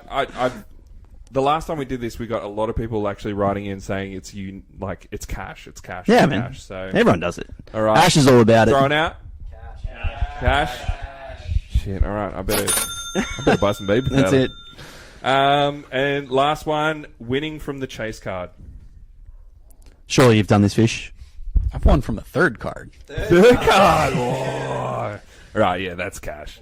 That's cash. It's awesome. It's just it's hard to watch the footage when it's on like chase or third card. Yeah. Well, unless it's on Gatekeeper Media. Yeah. Shout out on you, Derek. No, I think the move here is absolutely cash, but it was way better before there was live scoring because like the lead card would come in and be like, all right, they won. And then like, nope, you got snaked, boy. Go check out that paper card, mate. There's a 48 on there. That's awesome. Cool. I think that's about it with the trash or cashes. I'll just check to see if any stragglers came in with some late ones. Actually, Simo, you did send some in. All right, wearing merch from one player while caddying for someone else. Did this happen? Context? You got any context here, Simo? Well, if I'm caddying for someone, but I'm wearing merch of a different player that's on the card, is that cash or trash? So you wearing a Tim Bowen T-shirt while caddying for Dave Just Perry. caddy for me, man. Yeah. You can hold my umbrella. I'm gonna say cash. Yeah. I don't know. You Yeah. wear that T-shirt. Put them off their game. Yeah. Why not? Cool. Cash. I got no opinion on that. Yeah. That caddy's getting fired right quick. All right. Now, Paddy, can we You got a finally... crash. There you go. Oh, is there any more? Well, Simo, you sent in another one. Using floppy rubber discs for upshots and long putts to stop rollaways. That's a good one. Jackson Adams had the elevation, is it? Yeah. The koi? Yeah. I know I've seen blowflies used in the past. The Vibram, one of their putters, like super mega soft ones. Yeah, I know JB was putting with a mega soft shield. How do you put that into your bag? Like, do you slot it in? You just squish it right in there. Actually, it just goes into the pocket. But yeah, what are your thoughts there, Fish? I think this is cash. Once again, it's everybody has access to that, so not competitive advantage kind of thing. Yeah. But you have to take, without any complaining, all of the fun making that your card mates are going to heap upon you. Yeah.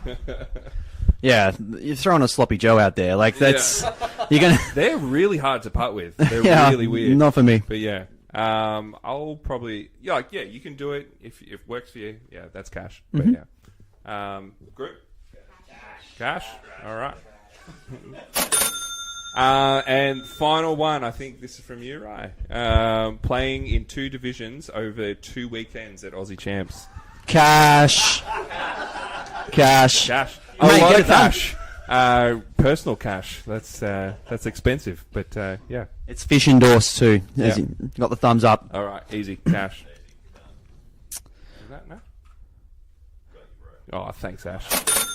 There we Now, go. Paddy, right. can we finally move on to one of my favourite segments, which is the Gordo Ramsey review? We are getting dangerously long, so maybe we'll just stick to the classics. Yep. Yeah.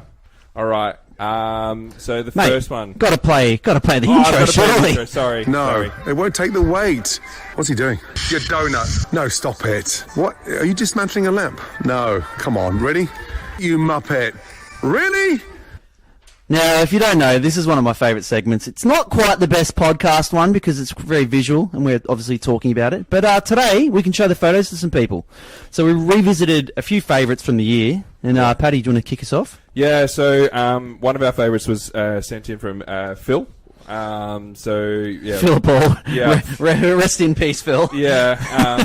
We named our episodes, Can Someone Please Give Phil $50?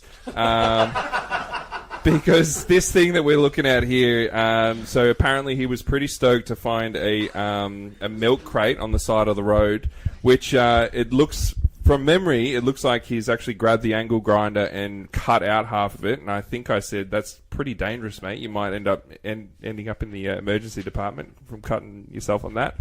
So yeah, there's the milk crate, which has got to be more expensive than just buying something. Well, look, proper. it's Australia, so not really. Yeah. What a happy country I come from. Yeah, they're like, oh, how'd you do this, mate? Yeah, no worries, we'll fix you up. That's fine. Yeah, go back and do it again. And then there's a what? You're looking over. I don't know the name of this thing. It's probably got an official name, but it's the apparatus that holds your cutlery after you've washed it, and it keeps them dry in the dishwasher. Yeah, it's a dish drying thingy. Looks like a damn shower caddy. Yeah. It's a shower caddy. Yep. And that's where he keeps his putters, his drink, and his towel. You know, I remember saying that. You know, he's got a bag there that can do that as well. And the bag also has sockets for those things. But yeah, this was one of my favourites that was sent in. Actually, yeah, I reckon. Yeah, this is awful. I mean, Phil, I think he said I was driving home from work and I saw that milk crate on the side of the road and I said I have to get that. Yeah. I'm like, Phil, you don't. You don't have to get that. You can pick up like a whole golf buggy on the side of the road. Yeah. But anyway. Anyway, one of my favourites. I don't think Phil ever got that 50, and he's never spoken to me ever again. So that was a great one. I think maybe the Lee Thompson one. We might skip to that. Yep. So Lee, you posted this. This is a putter holder. And Lee's in the room. Yeah, Lee's so in the room. this is real awkward. I was like, I'm looking forward to tearing strips off this one, and then Lee shows up. We see a lot of things made out of PVC here, Fish. So Lee, this probably cost you what, $10 from Bunnings? 20. There we go. You paid $20 for this? And I think my favourite comment on this one was Fergie said it looked like an apparatus an old person would use in a nursing home to get to the toilet. So yeah, what do you think of that one, Fish? What? It holds your putters when you're doing putting practice. So you can rest your putters on the top here. So does my left hand holds my putters too.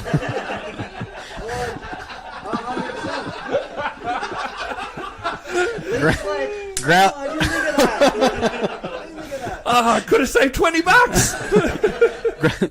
The ground's pretty stable. There's a lot of tree stumps around. There are other solutions here. This is a solution in search of a problem that doesn't exist. I love it. Love it. And he's an engineer. Although Lee, return. Any comments? No. Ash, are you getting any comments from the YouTube there about this lovely PVC creation? And that's just like what this PVC stand can't hold up to anything like faster than a 5k wind, surely. Yeah. How stable is it? No, seriously. That's fine. That's fine. Stands up. I'm in the windy area. Yeah. What if Tim piffed a No, type out of it? he's got a good point. He's got a great point. How's your left hand go in the wind, Fish? Is it are they fluttering out, or are they? So, like a tennis player, my right hand is very, very built. My left hand is just like scrawny child's arm. Yeah. So, Lee, I'll give you 20 if you can make one for Andrew Fish. That would his game's going to elevate. Yeah. The next one. So they're not all. We don't take the piss out of all of them, but there was Ballarat, the next one. So we actually didn't get this guy's name, but we're calling him Leather Daddy. Leather Daddy, yeah.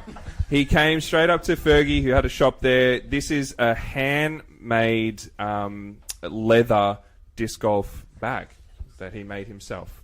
As you can see there, it's got all these discs in it. It's got his little leather strap. Goes around, does his thing. I think we probably made a few cheeky comments about it, but the craftsmanship that went into it is pretty cool. Something pretty unique. I think he's done all right. What do you reckon there, Fish? it doesn't look comfortable, but it does look unique, and therefore I'm in support of this. Yeah. I like the fact that he's got his leather purse attached to the strap as well. That's also a nice touch. Good. What is that? What is it? That little square there. Maybe Shoulder holder? strap. Yeah. Holds his jam lid. Yeah. Yay, there you go. This is the jam lid guy. Holds That's his it's jam spot lid. on. Love Spot it. on. Yeah, what do we think, group? Like this one? Would you buy one? Yeah? No, Nah. they Yeah. would buy one, but they can appreciate it. Yeah, I wouldn't. I'm like, it took a lot of effort to make something that is unnecessary. You can buy a $20 bag. All right. I think next one is from a pretty handsome fella. So this is my cart that my dad and I made. Yeah, I think we ripped pretty hard on this song.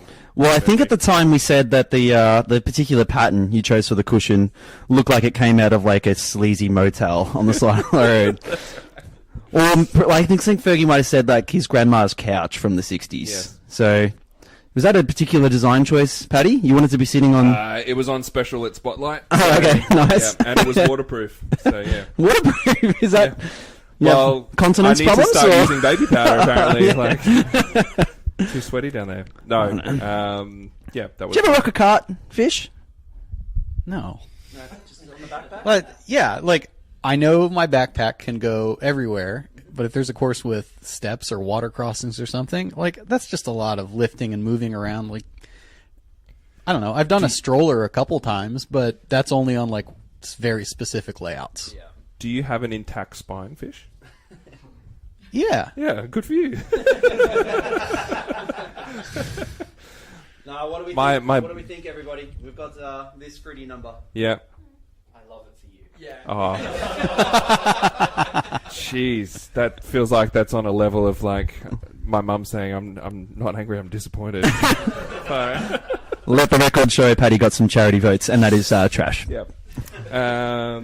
So next up, Andy Wiz got. He sent this one in. This is a basket, handmade. The catcher is made out of a car tire. The top of the, what the chains are hanging down from is a bicycle tire, and then he's put it on He's taken apart an old computer chair, and he's got the legs of that. So this does move around. It is portable. Apparently it catches okay, but I remember the context of this. He said, my cheapskate son won't buy me a basket, so he had to make his own. So what do you think there, Fish? It's fine. I've definitely seen the bicycle tire and tire for the upper part of this, but the chair part down at the bottom makes it look like one of the horrifying things from Sid's house in Toy Story. That is an accurate description. Yep, I like that. Yep. I think, look, if I'm going to look at the positives, I think hitting that tire will make a better sound than hitting these RPM bands and the RPM trays this weekend. You're going to get a big roll away, put it that way. But the basket's probably rolling too, so might not be the worst thing. But yeah, following on with Andy Wiz, he sent in his like mecha cart here. Yeah, and which he put in a lot of like words where he actually keeps that. And that just like that reeked of desperation. If I'm being honest, that just looked like an infomercial. Like, but wait, there's more. Yeah. It's got an esky. It's got a drinks, keys, tubs, putter pouch, storage. And look, I think he's done a fantastic job. But at the end of the day, like his discs are rattling around these cheap Bunnings tubs. I don't think they were cheap in the end. Oh, really? I think they Then actually just cost buy- more than the whole cart. Just to be buy a honest, cart. but- Yeah. No, I broke Andy's I'm feelings, sure so I got to you've hold seen back. a few of these rocking around the States. Yeah, I've seen something like this. Now, the tubs are an excellent solution for when it's wet because you're in plastic bins. You know that sucker's waterproof. Yeah. What I don't see on here is a vertical stand for an umbrella to keep both you and your cart dry during the rain. I see that there's like the rain flap that can kind of come up to protect what at one time would have been a small child. But like there needs to be a modification for this that like holds an umbrella so that you don't have to hold it while pushing. The child goes in the tubs. Like that's this one's for dis, that one's for child. No, he's right. He hasn't put umbrella in the words either. So Andy, I mean, I gave you like a D last time, and now it's like an F. Yeah. This What do we think, guys? improvements could be made. Yeah. Work to be done. All right. He's got plenty of time. I'm sure he can do it. Cool. So, Timmy, out of all of these, we talked about like crowning the Gordo Ramsey review, the worst or the best DIY project. I think these are some of the top ones. What do we think? Maybe we can throw it out to some votes as well. Oh, look. Who was your favourite? It can be I mean, the whole idea of the segment is to say probably what the worst about it is. I was going to try and make like a PVC, like do a DIY trophy for this, because that would have been perfect. Just this crappy homemade trophy. We can send it to someone. Yeah, still make it. But I don't want to do that, because I don't want to like give these people like much credit for these creations, because these items aren't expensive. You can buy a backpack for like nothing these days. Yeah. Like, anyway. All right. I think look, to be honest, if I'm going to put my front runners ahead, it's between Lee Thompson's toilet apparatus and Phil Hall's cart. Because Phil, I feel like he's just used the worst ingredients to make a soup here. All right. What do we think? All right. So film critic Roger Ebert used to rate movies not on like how good the movie was, but how well did it execute what it was trying to. Okay. All right. So in that sense, Lee, you've actually nailed it. Like you have a low cost solution for what you're trying to do. I also think that the leather bag does that very well. The craftsmanship on that alone, ornate. All of the other carts are just pure jank. Yeah. that is very well put. Very well put. Are we actually going to reward like Lee's putter stand though? Well, I tell you what, because like, this is we've got no freaking idea who the guy from Ballarat is. I would be happy to give it to Lee, because since I've hurt my back, that thing is looking more attractive every day. But yeah, I've got something to give away. Here we go. If we say Lee, is that what? Put it to the crowd. What do we reckon? Yeah. All right, Lee. I've got an Orbit EMAC Truth here, mate. That is all yours, man. An actual frisbee. He could have cut it out of a plate. Yeah. Yeah, definitely a putter. All right. Well, look, that's getting to the end. The final thing that we do at the end of every episode is we open it up to some questions. We have had some sent in, but we also have people online, people here. So maybe I'll read out the ones that were sent in, then we'll open it to the floor, and then we'll wrap it up. So Javier Arrighetti has sent in a question for all of us. What are some of the ways you make practice fun?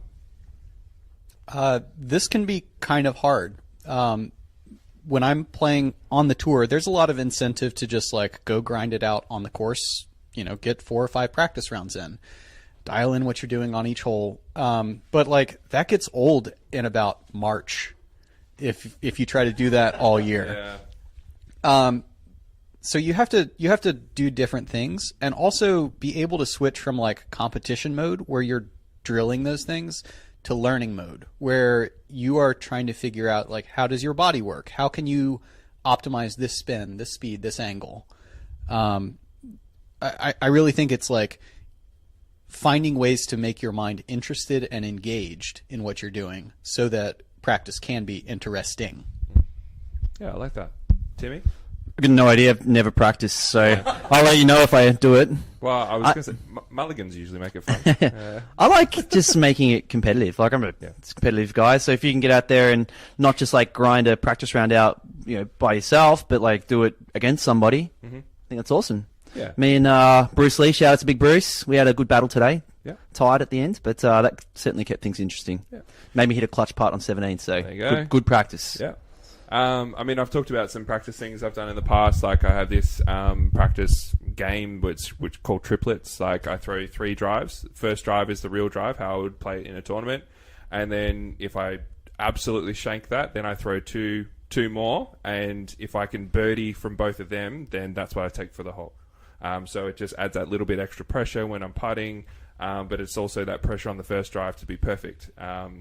So yeah, there's that. That's also why like your U-disc rounds mean nothing, mate. That 12 down scene.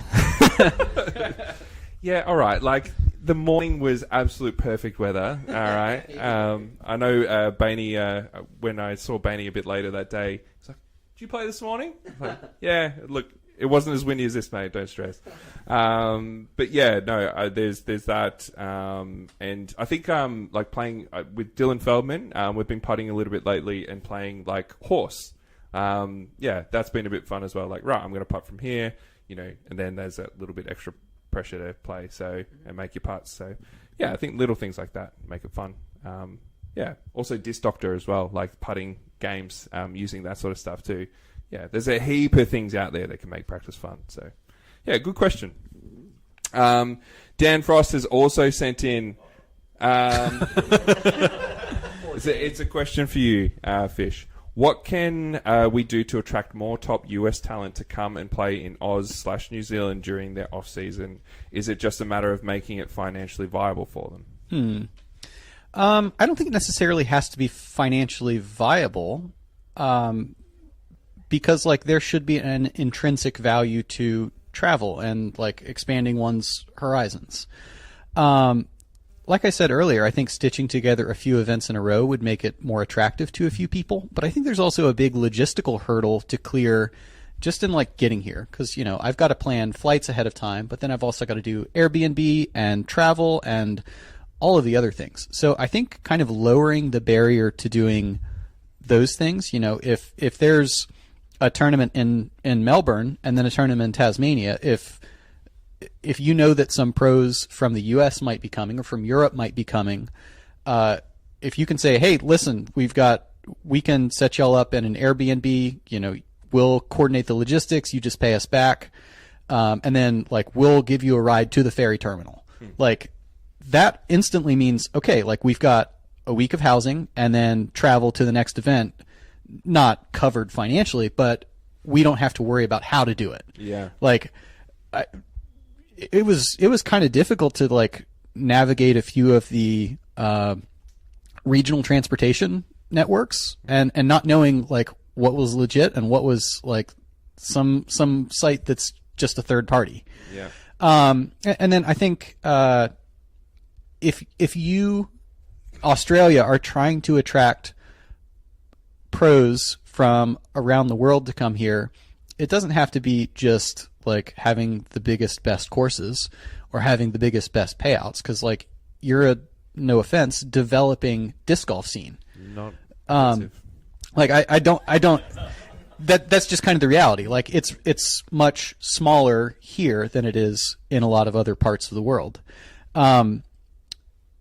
What you need to sell is like, we want you here. If you reach out directly to various pros and say, like, we can help you with logistics, we can, you know, organize a clinic that'll have 25 people come to it.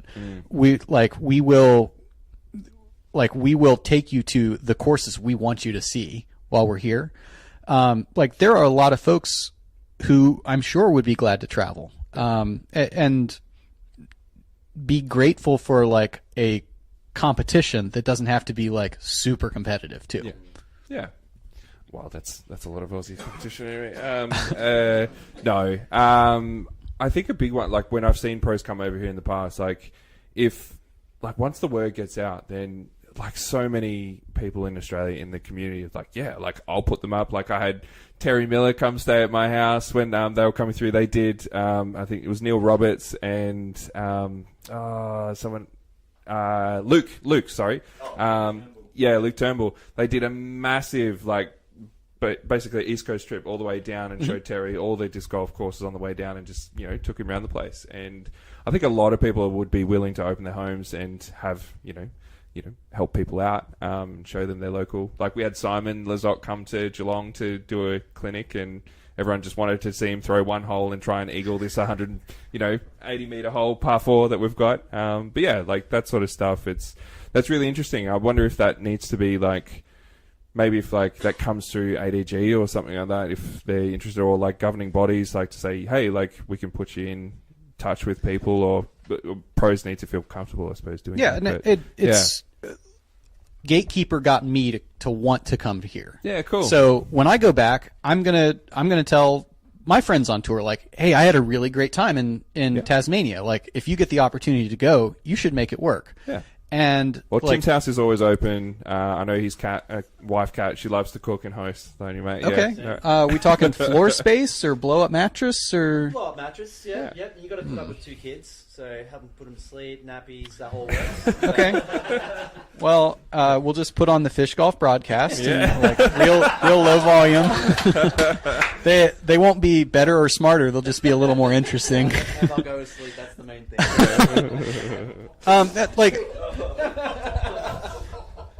No, I think what it takes is having a couple tournaments in a row and then like lowering the barriers of logistical entry to get here. Because many of the players who would be the biggest draws to come here, financially they can afford it. Like, yeah, it's a month. If you're here for a month, you're probably going to spend 5,000 US, 7,500 Australian dollars, but like the rest of your season and winnings can kind of be saved up to do that. Or you can ask a sponsor for support to say like, can you get me a run of discs that I can sell to help me get down there? All of those things are possible. It's just like the players have to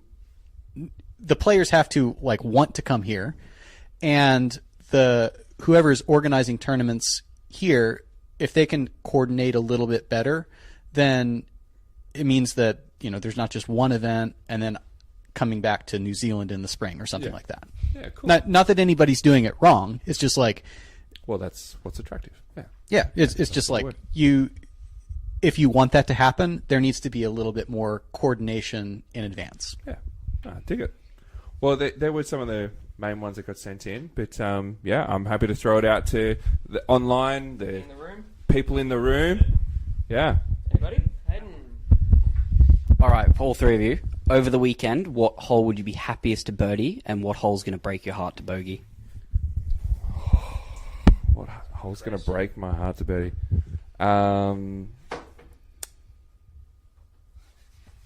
It's going to be one of, like, if I miss, what is it? Either 8 or 9. If I don't birdie them, I know that's going to hurt because they're... Yeah. No. Like, 9? Oh, sorry. 7 or 8. If I'm not birdieing them, I'm losing strokes. They're very straightforward par 4s. Oh, they're the soft par 4s. They're soft par 4s. Yeah. I said the second soft par 4, if you get the second par on that... Yeah, then it's like that's like a real like mental like hurdle. Like don't be angry after you get 2 pars here, because then the rest of the round will go to shreds. Yeah, I'd like the one after that, the big downhill hole. Hole 9. That, like, I don't think I will birdie that because I don't think I will in the winds. It's notoriously a hard birdie, especially with the fact that they've raised the basket and we've got wind coming. Still has to be done because he can't make it because of COVID. But Shawnee Freeman, our good mate, in MA3, I think he missed every like 60-meter par 3, and he just parks that hole with his putter. Yeah, classic Shawnee. Shawnee. I don't know. I think probably them. Yeah. Yeah. What about you? This is a very evasive answer. I really try not to think in terms of like birdie and bogey. I want to throw like good committed shots, and then there's enough slopes and wind and whatever else that I can't control after it's released my hand. Now I will concur that if I get hole 9, the downhill, like I haven't birdied it yet. I've played 5 practice rounds, so it would be sick to get that one. That is a hole that could fit on the Pro Tour somewhere. Yeah. And there, like, again, no offense, there aren't that many other holes at Poimena that would fit on the Pro Tour. That one absolutely would. Yeah, Sarah good Lee question. got it today. Shout out to Highs of Flight, Sarah Lee. Nice, good on her. Yeah, any others? Come on, Clodo? Right, so if this course was on the DGPT, the Pro Tour, what is the best score in 3 rounds, and who's the player that's most likely to get that win? I think we're looking for a right-hand backhand power player who also has a good like zone harp approach forehand type thing, because those are the dominant shots out here. It could be. I think somebody would shoot. If you gave the entire Pro Tour field 3 rounds of this, somebody would shoot 16 down, and they would be annoyed about missing an eagle putt somewhere. Yeah. Good question. Yeah, Simo? So I guess this is up for all 3 hosts. Is there a standing bet for who's going to finish first and who's going to finish last and have to jump in the water? Well, yeah, where's the water? There's plenty of water around here, and it's all a real good temperature. I bet. We have to jump? We have to jump in the Derwent, do we? Far out. Oh yeah. Oh, so we had a bet. What worlds was it? What was it? I think. I can't remember what worlds it was. think it But was back to our tipping competition. Last year. Yeah. Back to our tipping competition. Tristan Tanner has cost me He's lots. another- Like he's on the dead to me list. Don't pick him because he never plays well when I pick him. And he was in the B pool for what worlds it was. I can't remember which one, but he was in the. Yeah, 22, he was in the B pool and like popped off. And then I said, he won't finish top. I think before I said he won't finish in the top 10. And then I doubled down and said, there's no way he finishes top 5. I'll jump in the dam if he finishes top 5. Yeah. When he come like third? So there's a When did you double down on that? I think it was after early. after the first round. It was like, I was like, there's no chance. Like, he had one good round. And then he just kept getting better and better. And So this dam is at Inverleigh Disc Golf Course. In the dam, there's been dead kangaroos in it. There's been it's she a bit rough. it looks pure Coca-Cola right now. Like, it's black. As soon as that sentence came out of Tim's lips, I was like, all right, I'm holding you to that. And he T3rd. Tristan Tanner. T3rd. We videoed it. It's online. Tim jumping in the dam. Tristan Tanner did like it. He doesn't like Tim, which is all right.